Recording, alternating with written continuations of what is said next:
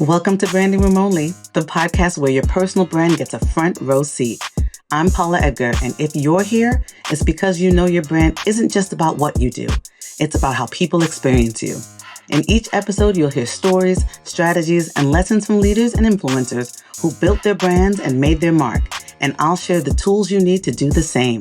Let's go. Hi, everybody. It's Paula Edgar, and this is Branding Room Only, and I am so excited about our guest today because she is a phenom. Her name is Rhonda Joy McLean, and she is the president and CEO of RJM Leads, LLC, and co-author of the Little Black Book of Success Leadership Trilogy. Some more about Rhonda Joy is that she is a leadership thought leader with many years of experience as an attorney, corporate executive, law professor, published author, board director, community activist, executive search coach, and a performing classical musician. Like all the commas, right? Okay. She leads people across cultural, ideological, geographical, and generational, all the alls, divides to accomplish extraordinary results. She believes that compassionate, emotionally intelligent leadership can change the world. And I know this for sure because she has certainly changed the world and changed my world. She's one of my favorite people. So everybody, welcome Rhonda Joy McLean to the Branding Room. Thank you, my darling. Oh my goodness, I'm so excited. I am so excited. I again, like this is something that has been in the works for me in my mind for a very long time. So before we even get started, I want to give everybody a background. So you all know I'm a lawyer, but I don't practice. But I remember when I was in sort of my junior practice, people would be like, Rhonda Joy McLean, Rhonda Joy McLean. And I was like, who's Rhonda Joy McLean? It was like, right? And then I met her. And there are some people who you meet and you immediately know that they are touched by the Lord. Immediately. And you don't even hear me say the words touched by the Lord. So you know that I'm feeling this the way I'm feeling this, right? And Rhonda, you have always been somebody who I feel closer to myself, closer to God, closer to all the things because you exist, and I appreciate you. So before we even get into it, just know that you never see me fan clubbing on my own podcast, my goodness. but I am certainly fan clubbing for Rhonda Joy McLean. Bless you, bless you, bless you. And I feel the very same way. Thank you. Now let's get down to business. All right, now, let's go. We have a lot to talk about. Hey. Rhonda Joy. Yes, ma'am. What does personal branding mean to you? How would you define it? To me, personal branding means that your brand speaks for you. Mm-hmm. So whether you are there or not, if they see it, if they hear it, if they sense it, you are present. Okay. I love that definition. Presence. What are 3 words or short phrases you would use to describe yourself? 3? You mean like as in 1, 2, 3? 1, 2, and 3. Start with the top 30. No. Okay. No. I will start. I am spiritually serious. Mm-hmm. I am loving but not stupid. Mm-hmm. I am doing my best to live a purposeful life. Yes. All of that resonates. Let me just add one more. Uh-oh. You are wonderful. Oh, my goodness. So there's that. Oh, wow. There is that. Thank you. Okay. Do you have, and I'm very excited about your answers for these, do you have a motto or quote that you love? Wow. I'm not sure about mottos, but I do think of things like this. One would be love endures. So that's like one, particularly knowing what we've come through in our lives. Loss, grief, very unexpected changes or shifts. Some we've chosen, some were chosen for us. So for me, love endures and lifts us up. Okay, now you're a musician. You're yes, ma'am. Singer, so tell me this. You want me to sing for you? I will. No, go ahead. So the answer was always going to be yes. So, so what is your hype song? What is that when they're going to get RJM leading? What's playing in your head? What's that song? Well, see, this is hard because I like many genres of music. And my parents were music teachers and ministers of music, so please. But this may surprise you. This is someone I've just learned about in the last year and a half. His name is Jacob Collier. Oh. He is British, I think Eurasian. I don't really know what his race is, and it doesn't matter. He's a genius. He's like a prince in the classical music world, except that he plays with everyone. And Herbert Hancock and Quincy Jones found him online. He posted on Instagram. That's where I found him. He taught himself to play all these instruments. He has so much music in him trying to burst out. He's created instruments of his own, a new kind of guitar. But anyway, he sings, he writes, he sings with everyone. So there is a song called World of Worlds, and it actually is about the passage of time and people's life transitions. And he went to a black choir at Oakwood College. It may upset me to talk about it. I don't cry in public. But I'm here to tell you, I lost my mother a few months ago, and I've been driving back and forth. It's about 700 miles. So I've been listening to him on the road. But also, I'll just throw a few names out there. Give me Donnie McClurkin. Okay. Give me at really any time, day or night, sort of any jazz musician, but Shirley Horn is one of my favorites because she is both an artist and a performer. And I'll just stop because I could do that all day. I mean, and I was just sitting and listening. So No. I love that it's somebody who you recently found out about because, you know, my daughter's always, you know, Spotify has this thing where you can like jam with somebody else and so you cross my daughter's like, you only stay in 90s. And I'm like, that is correct. I only want to live in the 90s in terms of my music, and I'm sure about that. I hear you. I hear you, my sister. Okay. Tell me where you grew up and how that shaped your brand. Thank you. Well, I am a child of parents who were born in the North, whose parents were born in the South. So all of the stories about the Great Migration, in fact, my grandparents moved from Virginia to Buffalo, New York, my maternal grandparents. But I won't go through all of that except to say my parents, who met at Talladega College, go HBCU, in Talladega, Alabama, right after World War II, trained for 5 years to become music educators. And of course, they were very faith-filled, and so they went right into the church. But they went back to Chicago, where I was born. And no one would recognize their degree, so they weren't allowed to teach because it was an HBCU degree. And you would think at that time, but again, this is 1950 when they graduated. And of course, they worked for a year to get married because they didn't have no cash. So then they went back. Mama went to Buffalo, where she grew up. Daddy went to Chicago. Wow. And then they got married in 51. I came in 52. Early in 52, I was 6 weeks old. They were recruited south because Jim Crow was legal, and there were double-track schools, thousands of them. So for many black graduates who probably should have been astronauts or scientists or researchers, the paths open to them were teachers, nurses, sanitation workers, bus drivers, and all the things that we know. So they were recruited south by Mom's college roommate, who was from Durham, North Carolina, and they never left. And they brought me with them. I was 6 weeks old. I didn't have a vote. I was going to say. Because we were in this little one-horse hunt. I'm like, how did we get here? And why are we still here?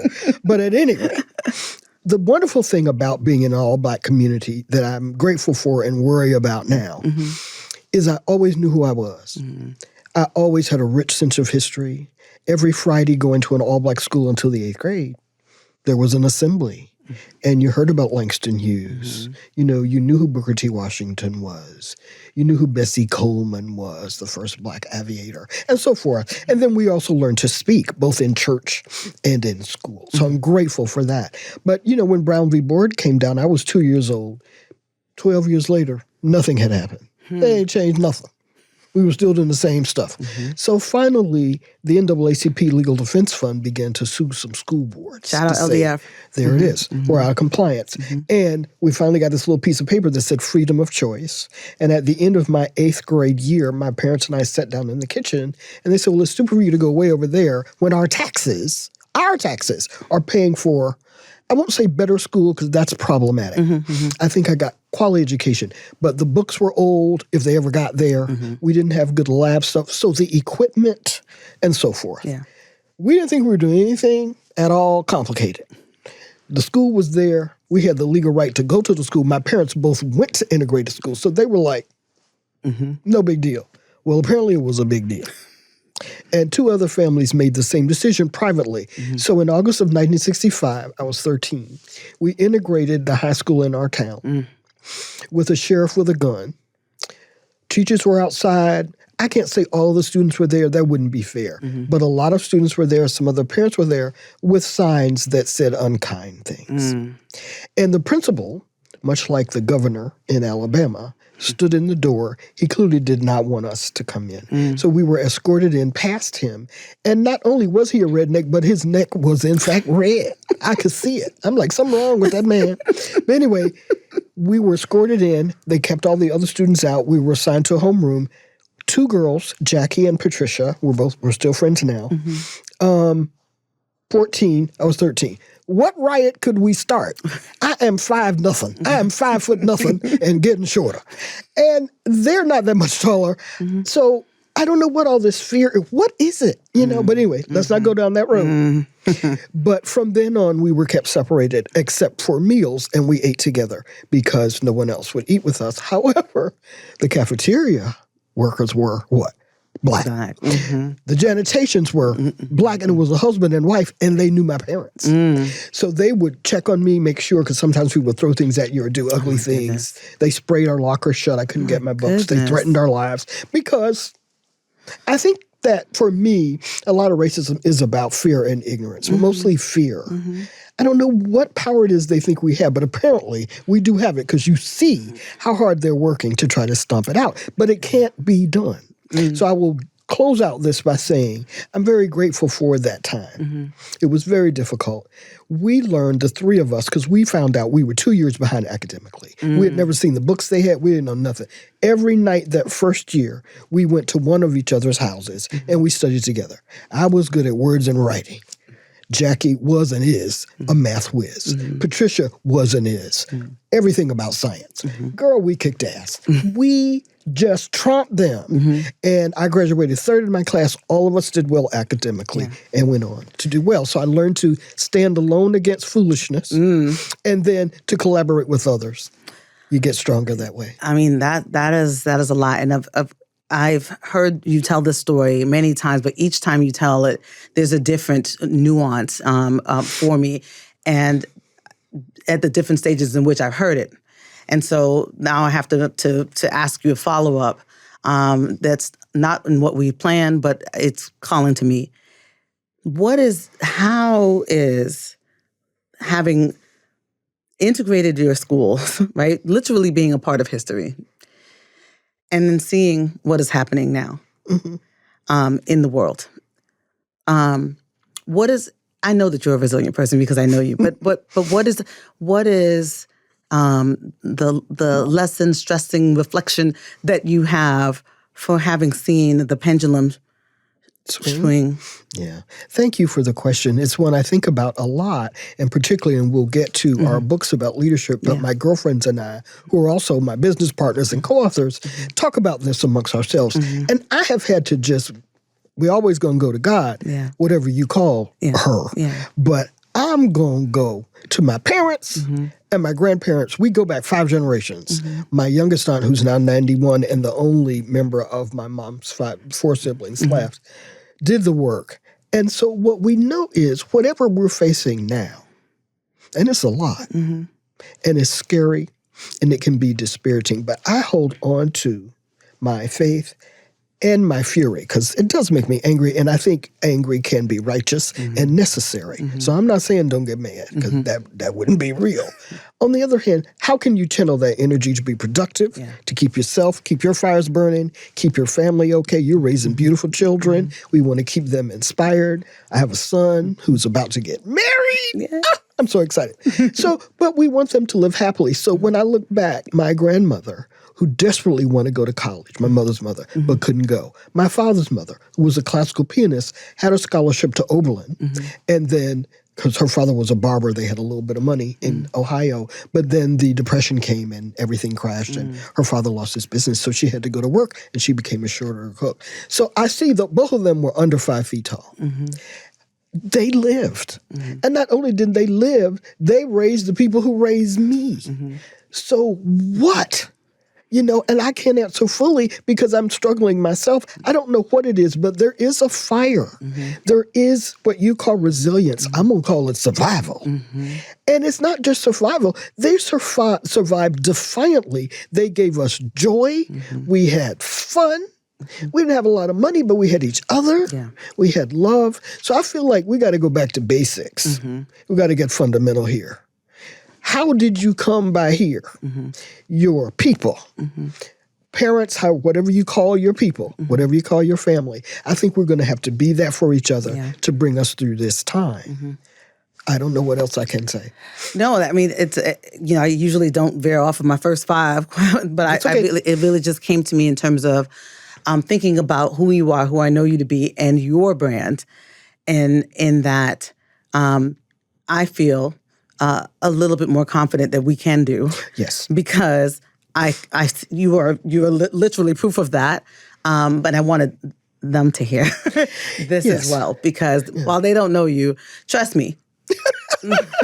But I want them to get to know you. Can you tell us about your career path?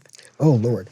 How many hours do we have? Okay. No. All right. I'm going to shorten it up. Do what you need to do. All right. Well, thank you, my love. You're welcome. I will start by saying my mother's mother had a beautiful voice and sang in the chancel choir at Shiloh Baptist Church on Pine Street. Let's just get it straight, in Buffalo, New York. So every summer, my parents my poor little father, who was the only one with a driver's license, who could barely see over the wheel, would drive 36 hours, because this was before interstate highways, to take my brother and me to see our grandparents. And then we also saw Mama's siblings and cousins. We would go to Chicago from time to time, but not so many children there.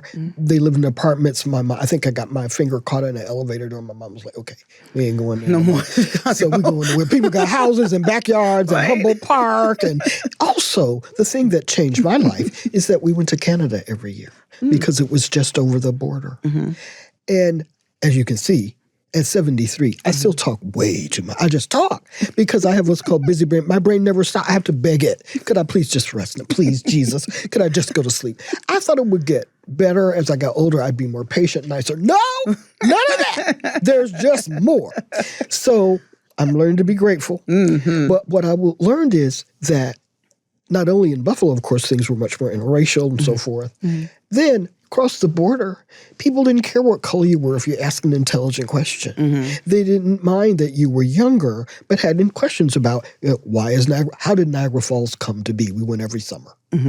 But so I'll stop there. So every summer, my younger brother and I had this trip. So we had the benefit of seeing what it looked like to be raised in Jim Crow. And there were some benefits I still feel about being in an all-black society, even though maybe that wasn't our choice.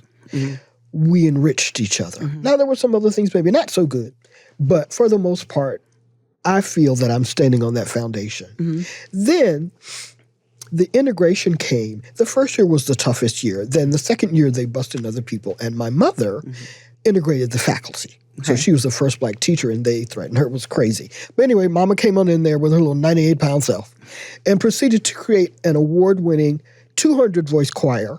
So having started with an all-girls choir where half of them quit once they saw her, she went right on down to the 8th grade, recruited some little boys they had some high-water pants on. She said, can you sing, honey? Come on up here. I want you to know that woman made albums, vinyl albums. So that's what I come from. It's not even about turning lemons into lemonade. It's like, just grow your own orchard. And don't let anybody tell you that you can't. So from high school, and again, my girlfriends and I really worked hard to help each other. And then I'm grateful to say there were white American people and also 2 Jewish families. And one of them, Laura Isley, reached across the aisle to be friendly. And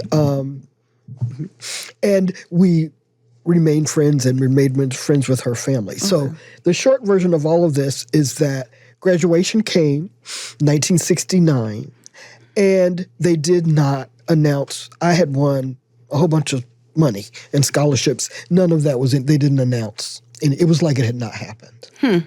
So I thought, what do I do with that? I was so disappointed. My grandparents came. All these people came. But you know what? God is good. the editor of the Smithfield Herald, our little paper, put it all in the paper. And he sent somebody to our house to take a picture, all up in the paper. So I've learned, because it can be really hurtful when people discredit you or dishonor you. Yeah. But again, I do agree, although it's so hard, don't take revenge. Just be a better you, and it will work out. So then I went to college. I got a master's from A&T. I was seen by my first mentor. She's still my friend now, Barbara Ann Ferguson Kamara, who was in, I believe, the first class of the Peace Corps, was Sergeant Shriver. Black woman from Wilmington, North Carolina. She went to Johnson C. Smith. She was in Sierra Leone, and she ended up marrying a beautiful Sierra Leonean man. But she wrote about the fact that the little children, they could speak more than one language. They spoke 3 languages. She came to Bank Street, tried to get her master's. They didn't believe her. And so it took a long time, but they eventually believed her and honored her. But so I'm just saying, from my parents to my grandmother, here was this fierce woman who just picked me up with my little 20-year-old self and said, well, honey, why don't you go to law school? I'm like, why would I do that? But in the meantime, we were politically active, worked on campaigns. I worked on Jimmy Carter's campaign. That was my first political outreach, and so forth and so on. Very active in the community, still singing, still playing, had a choir, whatever. I thought everybody did that because my parents did that. And she was the one who encouraged me to at least apply. And then I'll just tell the story because I think it's important for all of y'all listening, particularly for young sisters. I thought I was in love. I swore the man took me to meet his mother. And you know they don't do that with just anybody. So he was already a lawyer, and he encouraged me to go. And not only go, but to quit my job. I had a job setting up Head Start programs, and I was doing what I had a little duplex. I had a little piece of car. I was trying to do a little something. Well, got into University of North Carolina at Chapel Hill. I liked law school. I guess that was my crime. He had a difficult time. I didn't know all that. He looked very successful and smart. He still is, as far as I know. But all of that to say, he dumped me.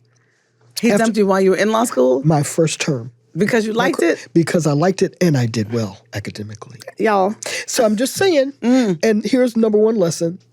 I'm not saying don't be in love. Please do. Make sure it be real if you can. Yes. Sometimes you just have to learn like I did. And then, but the second thing is, if it's competitive, then it's not. It's not. Yeah. So I'm so glad. So I want to pull that one out to make sure that you heard that, because one of my core pieces of branding is about your community, your connections, and the people who are part of your squad. And that usually is the person, involves the person you're dating or with. If that person is not your biggest cheerleader, that ain't it, right? Let that love pass you over. We want you to have love where you're not in competition with anybody. So anyway, about this loser, what happened in that? Okay, so, and I didn't mean to go this far. So what I will say is these things that we think of as rejections or stopped doors can be blessings. Yes. Because I only applied to one law school because I thought we were going to open a firm together and live in a place, in that place. Well, the doors just opened right on up. So I then was encouraged I took some summer courses at the end of my first year, did very well academically my first year, got a job working for a professor, and wasn't that much to it. Yeah, I can say that now. And so I said, well, let me just take these courses because I'm coming every day at campus. There was a professor from Duke. I'm sorry, a professor from Yale and a professor from Fordham. I took their courses, and they both said, what are you doing here? And I said, well, I'm just going to school and working. What you mean? I didn't understand. And they said, you don't belong here. Well, that was frightening because all of my life I've been a little unusual. And so the main thing anybody wants is to belong, to feel like you fit in. I tend not to do that. So I've learned that I better love myself. I better love God and love me and accept that I'm a little unusual, and that's not a bad thing. It's your unique value proposition, the Rhonda-ness of it all. Thank you very much, Miss Paula, with the Paula-ness of it all. That part. Teaching us how to brand. But what I have come to know and be grateful for is that these gentlemen saw something I didn't see it in me. I had no idea that you could transfer. They said, oh, all you have to do is apply. I'm like, what? But I finished 1 year. They said, as long as you finish 2 years at the school, you get the degree from that school. Yeah. Thus, I got to Yale. Drove there in 1981. My mother cried the whole way because this whole notion of not finishing where you started, it's like you make your bed, you get in it. I grew up with all that stuff. Yeah. So this was very risky, but just life-changing, best decision I ever could have made. And so just quickly had a chance to clerk for Honorable Anna Dix Taylor in Detroit, first Black woman judge appointed by Jimmy Carter. She was amazing. She, too, became a mentor throughout my life and career. She wrote letters that the people who were interviewing me were saying, what did you do? How did you get this woman to write this letter? I'm telling you. So I'm grateful for that, grateful for every mentor, grateful for every setback because I've done my best to learn for it. So I've been a litigator in a law firm. I've been a prosecutor at a Federal Trade Commission, then ran that office as a vice whatever you call it, assistant director, and hired a bunch of people, hired a bunch of interns, went around to all the New York law schools because none of the Black students would apply because we had antitrust law, and they thought they didn't know it. I said, no, you can learn it. I learned it. I didn't take it in law school either. You learn it. And so I brought hundreds of students in who worked for us as investigators. It was wonderful. Then the man that I was working for at the FTC got promoted to Time Inc., to someplace else. It doesn't matter. He went someplace else, and after a couple of years, he invited me to come to where he was. And that's how I got to Time Inc., where I stayed for the last nearly 20 years of my career as an in-house attorney, managing a bunch of people and servicing 200 clients. They were the marketers for Essence, Fortune, People, a whole bunch of magazines that you probably still have some of them on your cover date. Time. And so I'm very grateful for that. And then you, Missy, began to invite me to speak to groups of students, which I know you do so beautifully now. So there's always been that, I don't want to call it community service piece, and I don't like reaching back. That sounds arrogant to me. But I do like sharing. I think if you're given much, you share much. I'll stop right there. Yes, so I'm sure you all can figure out now why I wanted you to hear Rhonda Joy's story because it is so full that you've done so many things. Reading your intro and listing all the commas, I'm like, there's probably 12 more commas that we haven't even put in here. But each time I have seen, interacted, and spoken with Rhonda Joy, I always feel edified, and I wanted that for you as well too. So thank you for that deep breath of what you've done and how you have impacted lots of lives. And you mentioned being grateful for your mentors, and one of the things that I think I realized about you really quickly is not just like the who you are, but how you impact other people. And that people, like, again, who's like, Rhonda Joy. Oh my God. Oh my. Is she coming? But there was, we're going to talk about the book in a minute, but there was one of the book events that I went to at a law firm. Somebody stood up and they were talking about how you had been their mentor. And I just remember being like, I want somebody to talk about me like that. Forget about when I grow up. Right now, I want somebody to talk about me that way. Oh my. And brand-wise, and I'm thinking about the why I want people to hear your story is because you are somebody who's values-led and also always wanting to get better. Like, a lot of people get stagnant. But it's like there's always something next, and I'm a fan of that. My business tagline is engage your hustle. What's the next thing that we're going to do? And so I wanted to pull that thing out, in that your brand iterates as you change, grow, learn, experience, and you are a perfect example of that. All right, y'all, I'm going to stop us right there. That is it for this episode of Branding Room Only, and I want to pause intentionally because what Rhonda Joy has shared so far deserves some reflection. This first part of our conversation was about becoming. It was about identity, values, and the experiences that shape how we show up long before we ever carry a title or a platform. So I'm going to stop you right there, and I want you to think about what you've heard already. Think about your roots, your values, and how they have shaped your personal brand so far. Part 2, we're going to pick up with how Rhonda Joy translates all of that into her leadership. If this episode moved you, and I know it did, please help others find it by leaving a rating at ratethispodcast.com/branding. Again, that's ratethispodcast.com/branding. And I will see you in part 2. And as always, remember, stand by your brand. That's it for this episode. I appreciate you hanging out with me on Branding Room Only. Now, please do me a quick favor. Head over to ratethispodcast.com/branding so more people can join this conversation. And make sure to stop by paulaedgar.com/events to see what's next. Whether I'm live, online, or in person, I'd love to see you there. See you next time in the Branding Room. And until then, stand tall, shine bright, and always stand by your brand.